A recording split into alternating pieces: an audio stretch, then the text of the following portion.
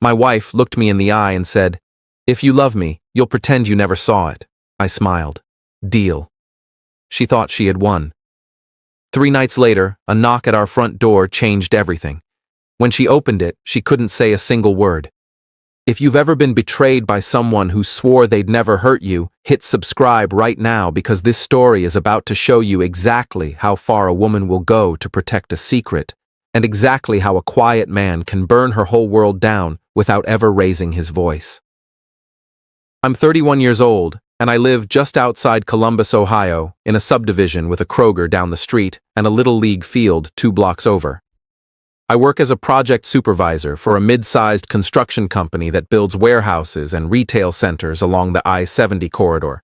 It's the kind of job where you leave the house at 6 in the morning in steel-toe boots, spend 10 hours managing crews and reading blueprints under a hard hat, and come home smelling like drywall dust and diesel fuel. My wife, Renata, is 29. She works remotely for a marketing agency based out of Chicago, which means she's home most days, laptop open at the kitchen table, in meetings, while I'm out pouring my body into a job that pays the mortgage on the house we bought together 3 years ago. We got married 4 years ago at the Franklin County Courthouse, followed by a small backyard reception with maybe 40 people, pulled pork sandwiches, and a cooler full of Bud Light. We weren't the kind of couple who posted anniversary reels online with matching outfits. We were normal. We argued about whose turn it was to mow the lawn. We split a Costco membership and fought over who ate the last of the rotisserie chicken. We fell asleep during Ohio State games more nights than I'd like to admit. As far as I knew, we were happy, in that unglamorous, everyday mortgage payment kind of way that most real marriages actually are. The kind nobody puts on social media because it's not exciting enough. I should tell you a little about how we met, because it matters for what comes later. We met at a mutual friend's backyard barbecue in Grove City back when I was 27 and still living in a 2-bedroom rental with a college buddy. Renata showed up in flip-flops and made fun of the way I flipped burgers, said I looked like I was defusing a bomb instead of cooking dinner. I made fun of her right back for not knowing how to light a charcoal grill. That kind of easy back and forth turned into 3 years of dating, a lot of late nights at diners after her work events, and eventually a small courthouse wedding because neither of us wanted to blow our savings on a party we'd forget half of anyway. I proposed on a Tuesday, no big production, just me on one knee in our kitchen with a ring I'd been paying off for 4 months. She said yes before I even finished the sentence. The first crack showed up on a Tuesday in March, almost exactly 3.5 years into the marriage. I came home 4 hours early because a job site got shut down for an OSHA safety inspection, and I walked in to find Renata sitting at the kitchen table, phone flipped face down the instant she heard my truck pull into the driveway. That alone isn't suspicious. People put their phones down all the time. But it was the speed of it. It was too fast. It was practiced, like a reflex she'd built over weeks of doing exactly that same motion. "You're home early," she said, and her voice had this forced brightness that didn't match the tightness around her eyes. "Yeah, inspection thing. You good?" "Fine. Just tired." I let it go because I've never been the jealous type. I don't dig through people's phones. I don't check browser histories. Jealousy always felt like an insult to the person I loved, and I genuinely believed Renata and I had built something solid, something worth trusting. But over the following weeks, small things started stacking the way small things always do, right before you realize none of them were small at all. She started taking her laptop into the bathroom to answer emails, locking the door behind her, which she'd never done before. She started deleting her call log. I only noticed because I grabbed her phone to check the weather radar for a storm rolling in from Indiana, and there was nothing there, not even calls from her mother in Dayton, which felt wrong for a woman who used to talk to her mom almost every other day like clockwork.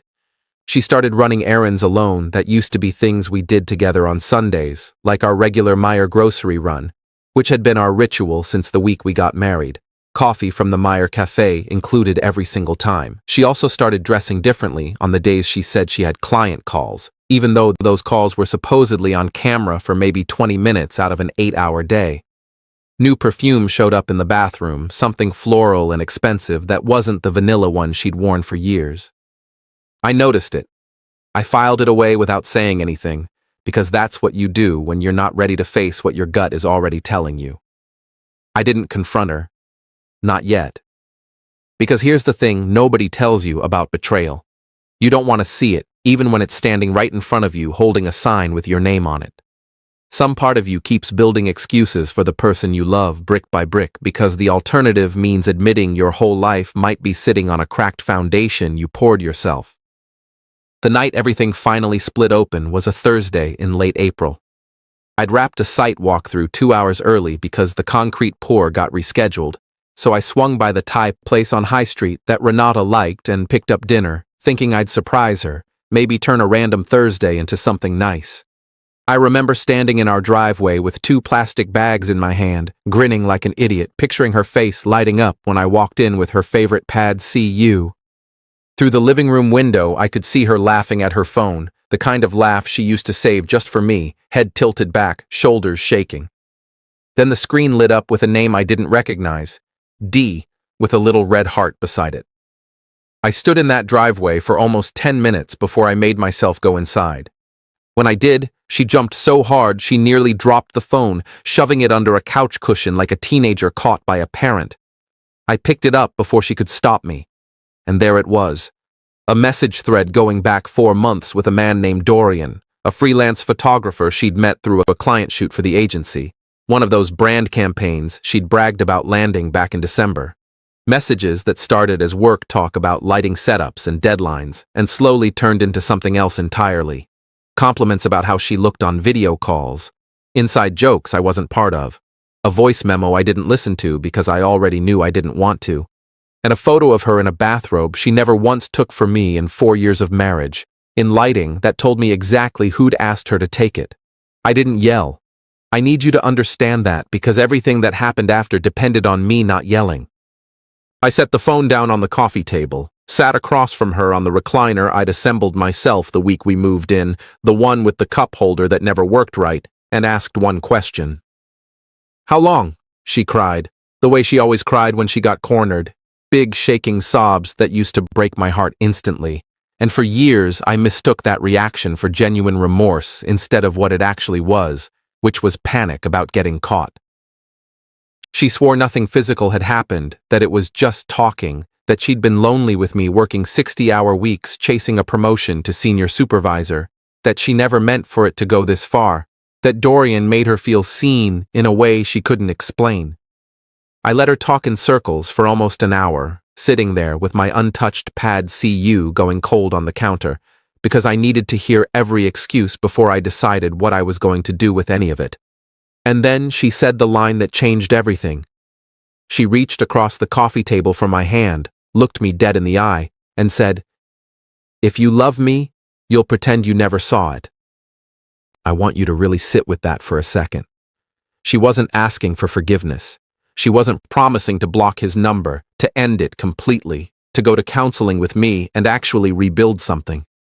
She was asking me to erase what my own eyes had already seen and go back to pretending everything was fine so she could keep doing whatever this was without the inconvenience of consequences, without losing the house, without losing me, without losing anything at all.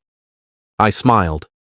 It surprised even me how easily that smile came, how natural it felt on my face considering what was happening underneath it. "Deal," I said.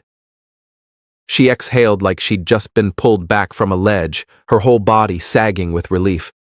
She hugged me, told me she loved me, told me I was the best thing that ever happened to her, told me she'd never do anything to hurt us again. I hugged her back and felt absolutely nothing because in that exact moment, the man who loved her unconditionally quietly walked out of the room, and someone a lot colder took his place at the table, someone who was already thinking 3 steps ahead. Here's where I want you to actually stop and think for a second, because I genuinely want your honest answer down in the comments.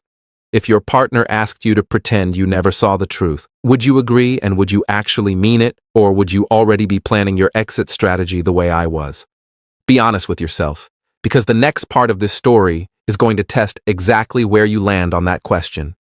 Over the next 3 days, I didn't say one word about Dorian. I went to work at 6 like always. I came home at 7 like always. I kissed her on the cheek when I walked in the door. I asked about her day like nothing had happened, sat through dinner making normal conversation about her coworkers and my crew's progress on the retail build in Dublin, Because if construction teaches you anything, it's patience. You don't rush a foundation, and you sure as hell don't rush a plan you only get one shot at executing right. While she thought she'd gotten away clean, I was quietly building my case, piece by piece, like laying rebar before the concrete goes down. I forwarded myself screenshots of every message before she had the chance to delete the thread completely, backing them up to a cloud folder she didn't know existed. I found out through a mutual friend from her old college roommate group chat, a woman named Priya who still followed me on Instagram even though Renata had quietly unfollowed months back, that Dorian wasn't just some photographer doing brand shoots. He had a wife of his own. Her name was Camille, and she ran a small bakery in Westerville, about 20 minutes from us, the kind of place with a hand-painted sign out front and a loyal following on the local Facebook groups. Renata had never mentioned that detail, of course, because it didn't fit the story she was telling herself. The story where she was the victim of a lonely marriage instead of a woman helping quietly destroy someone else's home, too. I found Camille's bakery page online, found her personal profile through a tagged photo from a Westerville farmer's market post, and on that Thursday night, sitting in my truck in a Kroger parking lot with the engine off and the radio silent, I sent her a message. Not accusing, not dramatic, just factual. I told her who I was, told her what I'd found, attached 2 screenshots that made the situation impossible to misread or explain away, and told her I thought she deserved to know what her husband had been doing on his editing weekends and late-night shoot sessions. I didn't hear back that night. I didn't hear back the next day either, and I remember genuinely wondering if I'd made a mistake, if she'd simply close the message, decide it wasn't worth the chaos, choose to look away the same way Renata had asked me to. I almost convinced myself the whole thing had gone nowhere. Then came the knock. It was a Sunday evening, 3 days after Renata asked me to pretend, 3 days of me smiling at a woman across the dinner table while quietly loading a bomb I hadn't decided when to detonate. We were eating dinner at our kitchen table, chicken and rice, nothing special. An Ohio State pregame show muted on the TV in the background. Renata talking about some client presentation she had Monday morning, when someone knocked on our front door hard enough to rattle the storm frame. Renata got up mid-bite, completely unbothered, expecting a neighbor or maybe an Amazon delivery driver needing a signature for a package she'd ordered. She opened the door and went pale, the color just draining straight out of her face like someone pulled a plug. Standing on our porch was Camille, holding her phone up with the screenshots still glowing on the screen, and beside her, looking like a man who'd aged 10 years in 3 days, was Dorian himself, hands shoved in his pockets, eyes on the ground like he couldn't bring himself to look at either of us. Camille had done exactly what I'd hoped she would do. She confronted him privately first. He panicked and admitted everything within an hour, according to what she told me later. And instead of hiding from the fallout or handling it quietly through a lawyer, she decided to bring it directly to the source, to the wife who had been lying to my face for months while sitting 3 feet away from me at dinner every single night. Renata stood frozen in that doorway and couldn't say a single word. Not one.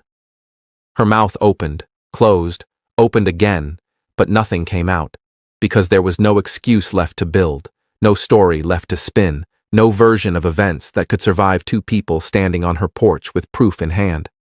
Camille didn't yell. She didn't need to. She simply said, "I think you two have some things to talk about." Her voice steady in a way that told me this wasn't the first hard conversation she'd had to have in her life. Then she looked past Renata directly at me and said, "I'm sorry you had to find out this way too." Then she turned around, took Dorian by the arm, and walked him straight back to their car parked at the curb, like a woman who had already decided exactly how the rest of her night and the rest of her marriage was going to go from here. Renata turned around slowly, her face somewhere between horror and disbelief, and asked me the only question that actually mattered. "You knew? You knew and you said nothing?" "You told me to pretend I never saw it," I said, calm as still water, setting my fork down on the table. "I never said I'd let it go. I just said deal." That was the moment 4 years of marriage ended, not with screaming, not with thrown plates, not with some dramatic movie scene, but with one quiet sentence in our own doorway while the porch light buzzed above us like it was counting down the seconds left in the life we'd built together. The days after that were a blur of logistics more than emotion, if I'm being honest. Renata tried apologizing again that same night, then tried anger the next morning, accusing me of sabotaging her instead of handling it like an adult, which almost made me laugh out loud considering what I'd just spent 3 days quietly biting my tongue through. I told her I had handled it like an adult. I just handled it on my own timeline instead of hers. I moved out 2 weeks later into a one-bedroom apartment near Easton, about 15 minutes from the house we'd shared. I didn't fight for the furniture we picked out together at the IKEA off 270, didn't fight for the flat screen or the patio set or the espresso machine she'd insisted we needed, because none of it had actually felt real for months. I'd just been the last one in the house to find out. The divorce moved faster than I expected, partly because Ohio is a no-fault state and neither of us wanted a drawn-out court battle dragging into the next year, and partly because Renata didn't have much fight left in her once her own family found out why it was happening. Her mother, the same one she used to call every other day, apparently had a lot to say about a daughter who begged her husband to pretend away her own affair instead of ending it the second it started. I won't pretend I came out of this untouched because that wouldn't be honest, and honesty is the whole point of telling you this. There were nights in that new apartment where I sat on a mattress on the floor because I hadn't gotten around to buying a bed frame yet, replaying every excuse she'd made at that kitchen table, wondering how long I would have kept smiling and saying deal if that knock had never come, wondering if I would have caved eventually and let it go for real. Some nights, I'd sit out on the tiny balcony with a beer, watching headlights pass on the highway below, just feeling the whole thing settle into my chest like wet concrete that hadn't cured yet. But I also learned something I carry with me every single day now, something I think a lot of guys watching this need to actually hear instead of just nod along to. Silence isn't weakness. Sometimes silence is just the sound of someone quietly building a case against you while you still think you've already won the argument, while you're celebrating a deal that was never actually a deal at all. Renata wanted me to pretend I never saw it. I never promised I'd forget it. There's a difference, and she learned that difference the hard way, standing frozen in her own doorway with nothing left to say. A few months later, I heard through mutual friends that Camille filed for divorce too, and that Dorian ended up losing most of his client base once word got around their small circle of local photographers and event planners, the kind of tight-knit professional community where reputations travel fast, whether you want them to or not. Karma doesn't always move fast in real life, not like it does in movies, but in this case it moved almost exactly 3 nights after a woman asked her husband to look the other way and assumed he actually would. As for me, I'm doing okay now. I bought that bed frame eventually. I started going to the gym again, something I'd stopped doing when work got busy. I even reconnected with a few buddies I'd drifted from during the marriage, the kind of friends who tell you the truth instead of what you want to hear. I'm not going to sit here and tell you I've got some new relationship that fixed everything, because that's not how real life works, and I'm not interested in wrapping this up with the bow it doesn't need. What I've got instead is something simpler. Peace, and the knowledge that I never once broke the one promise that actually mattered, the promise I made to myself the second she asked me to pretend. If this story hit you the way I think it did, do me a favor and drop a comment down below. Tell me what you would have done differently or which part of this whole thing stuck with you the most, because I genuinely read every single one of them, even the ones that disagree with how I handled it. And if you want more real stories like this one, stories about betrayal, quiet revenge, and people who finally stopped pretending for the sake of someone who never deserved it, there's another one waiting for you right after this, so stay close because the next story might hit even harder than this one did.